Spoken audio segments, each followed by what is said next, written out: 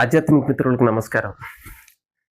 నిజానికి ముక్తి పొందిన తర్వాత నేనేమవుతాను అనేటువంటి ఒక ప్రశ్న చాలామంది అడుగుతూ ఉంటారు. అసలు నేను అనేదే భ్రమ. అలాంటప్పుడు ముక్తి పొందిన తర్వాత నేను ఏమవుతాను అనేది ఇంకా దాని గురించి మీరు కూడా ఒకసారి ఆలోచించండి.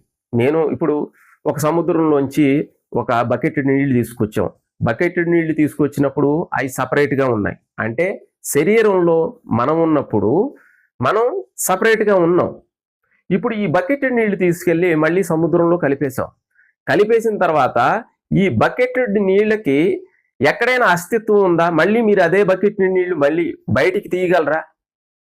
వన్స్ ఎప్పుడైతే ఆత్మస్థితిలో ముక్త స్థితిని పొందిన తర్వాత అప్పుడు ఆ కాన్షియస్ అనేది మెర్జ్ అయిపోయిన తర్వాత నేను అనేటువంటి అభిమానము ఉండదు, నేను అనేటువంటి ఐడెంటిటీ కూడా ఉండదు. ఒకవేళ ఐడెంటిటీ ఉందంటే మళ్ళీ జన్మ ఉంటుంది.